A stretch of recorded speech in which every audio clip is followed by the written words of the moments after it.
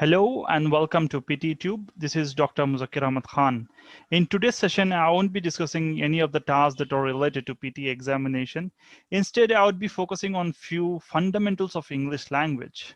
These are very important and crucial and plays a critical role in our performance in PT actual examination. And oftentimes people believe that just following tips and tricks would be all suffice and that would cater for the needs. In the sense, just by following the tips and tricks that are available online, what people assume is this is all enough for me in order to crack PT examination. Yes, in few cases, exceptional cases, the videos that you watch on YouTube that with regards to tips and tricks, that would be all enough for you to crack examination. But it is an exceptional case for those students who already have the foundation of English, in the sense who have a strong hold of English language. For them, the tips and tricks would be all enough. And for an average English speaker, having a strong knowledge of foundation, in the sense having good enough knowledge of English, is quite essential in order to get good marks, in desired marks, I would say, in PT examination. Hence, in this video, I would be taking you through a few of the basic requirements that each and everyone us need to have, which would be very helpful for us to go through many of the tasks that are involved in PT examination. Hence, let's get started. And before I start, as usual, I would like to request you people to subscribe to our channel, because you subscribing us will encourage to come up with new audios quite often. And those who have already done it, I'm very much thankful to you. So let's get started. I'll be discussing a portion of it, and rest half will be available to those who subscribe to our PT coaching thing. Okay, let's get started. So I would refer these foundation requirements to be the building blocks of English language. In the sense, if once we get used to those building blocks, then facing any of the tasks, irrespective of the module, becomes easy. So let's get started. The most basic thing is, I would say, clause. Okay, we need to master in English language if we need to be perfect in English, but we need to take things into consideration that we are not giving an English exam in the sense a general English examination. Instead, we are appearing for a competency test, which is a PTE, Pearson test of English, and we'll be learning the things that are required for all competency examination. In particular, what the things that are required for us to clear PT examination at earliest and in easy way. So the first ever thing that we need to know is about clause. Clauses, there are two types of clauses. Okay, so I'll not define it. I'll define first by mentioning the types. There are two types of clauses, dependent and independent. Okay, and I refer independent clause with a notation of A. Okay, if I say A, it means independent clause, and dependent clause, I notify it with an alphabet B. So I refer these things in following sentences. A means independent sentence, B means dependent sentence. A clause basically may be a part of sentence, or it can be a complete sentence by itself. Okay, and typically it contains a verb. We'll move on and discuss what an independent clause is. An independent clause can stand alone as a sentence. It contains a subject and verb and holds a complete idea. Okay, it is a part of a sentence which has subject and verb, and it gives one complete meaning. That portion of a sentence we refer as a clause. As mentioned in this example, I like this book. I is a subject, like is a verb. Liking, we are doing something, we are liking this book.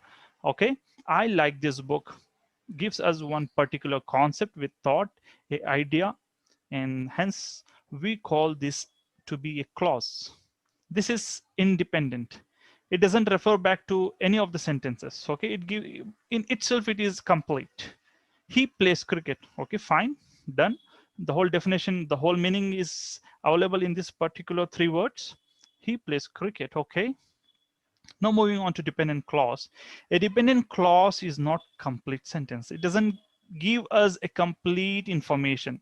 Something, it creates dependency. It gives it gives dependency. Okay, it must be attached to an independent clause to become a complete. It is dependent. It is dependent on what? It is dependent on an independent clause. Got it? Okay, and we have this dependency by using certain set of words such as although, because. You can just have a look, and these two sentences as similar to the previous one. Although I like the book is the sentence here. Okay, is the clause, and this clause is now a dependent one. It is creating a dependency. How? By addition of the word although. So the meaning of a set of words changes based on certain usage of certain words such as although, because, and there are many more. And now this has become a dependent clause. Although I like the book, so what? Some question comes. Okay, it is not giving a complete meaning, it is not giving a complete thought or idea. Because he plays cricket, so what? So what happens? So such kind of words, a set of words which gives us incomplete meaning are called dependent clauses. And in order to get a complete meaning out of it, we need to add a dependent clause to independent clause to it. Yeah, so these all the things that I discuss up till here is all about clauses. To summarize, clause, a set of words or a complete sentence which has a meaning on its own. And again, dependent clause, independent clause. Now moving on, subject, verb, object. I would say these to be the fundamental of a sentence. English language follows this flow: subject, verb, object. Every language has their own set of things. Okay, with regards to English language, it follows a order, and the order is in this form. Subject comes first, then comes verb, then comes the object. Subject, verb, object. And I would be highlighting by making use of these colors. Now, what is subject? Subject, you have a sentence. In a sentence, how will you identify a subject? Subject is one who does something. Someone who does an action, who does something, who does an action, who does that is doing something is verb. Who does a work, a verb is a subject. In these two sentences, I like this book, I am the subject. Got it? And these many things can be the subjects: a person, animal, place, a thing, or a concept. So these many things can be a subject in any of the sentences. And how will you find out what particular word is a subject? By asking yourself a question: who or what? Who did this? Okay, who did this? If you just question it by yourself, whatever answer comes, that is subject. Now moving on to the verb. Verb expresses what subject does. What I do is verb, isn't it? I am speaking. Speaking is the verb. What I do, what subject does is the verb. So you can find out by asking a question: what action was done? So action that was done is a verb. In these following sentences, I like this book. Liking a book, liking is a verb. He plays a cricket. Playing is cricket. Playing is verb. The food is delicious. Yeah, you will have to be very cautious over here. The food is cautious. We don't have any word which is describing a particular work, isn't it? Like unlike the previous two sentences, wherein it has been mentioned the words are like and play, whereas in this third sentence we don't have that thing. So instead, what we have is I as is again. This particular I as is a verb. Why? Because we don't have any other verb which is describing a work. So anyhow, I need to get some meaning out of a sentence. I have two particular words before is, and I have some set of words after is. To combine these two, we make use of the word is. Without is, the food delicious. No, it doesn't give a complete meaning. It's not grammatically correct. Okay, at certain times we make use of some words which actually do not represent a work, but still by making use of them they give us a complete meaning. So such kind of words are called linking verbs. we need to know these things. Linking verbs. You can just go through. It links the subject. Okay, it links the subject here. Delicious. The food that is before the word is, it links it to delicious, which is after is, isn't it? It is doing some action of linking, though it is not indicating any work. Still, it is doing something. It is linking two words. Hence, it is called a linking verb. You need to have all this knowledge in order to fill up the blanks. Yeah. Have a look. There is a sentence. Unlike the majority of verbs, they do not describe any direct action or control by the subject. And now moving on to the last part of the building block, that is object. Who is object? Onto which some action is being done. Okay, a person, animal, place, or a thing or a concept that receives an action. In other words, onto which some action is being done.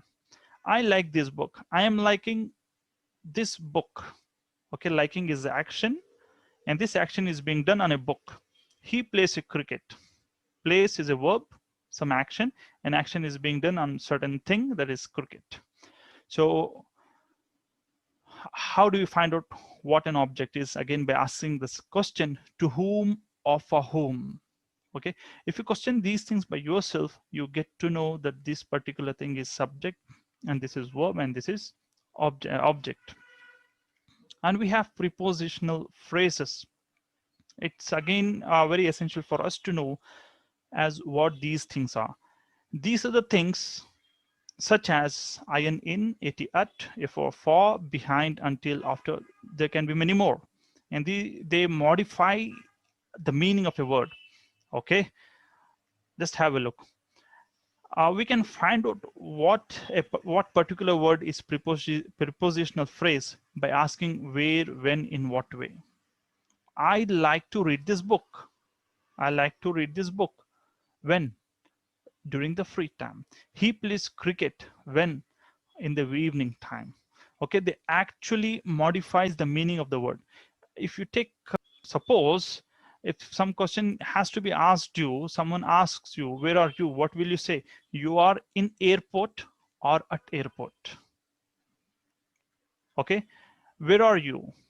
You are in a question, where are you? And you are out of a country, of a person who is asking you a question. What will be your answer? I am at Australia. Is that the right answer? Or I am in Australia. I am, if suppose myself and you are staying in the same place, and I'm asking you from a bit of distance, as where are you? What will be your answer? Where are you? I'm at the airport, or I am in the airport. Okay, these are the things that I am leaving for you to go through and find out the things as a homework. To be frank, I'll just give you a hint. If things are somewhere bigger, in the sense a country, I stay in India and you live in some other part of the world, it could be Australia or wherever it is. If I ask you, where are you? Your answer would be, I am at Australia. No, instead you will say, I am in Australia. In Australia, isn't it? Where are you? I am at the airport or in the airport. Again, things varies a lot, isn't it? So these kind of words, by addition of those, the meaning of the sentence itself changes, are called prepositional phrases. These are the things that you have to go through and learn and get used to. Practice makes man perfect. Now, coming on to sentences, they are simple sentences, compound sentences, complex sentences, and compound complex. You will find the details description of these sentences on my channel, that is PTE Tube, or after getting yourself registered to our coaching stuff. Okay, thank you for watching.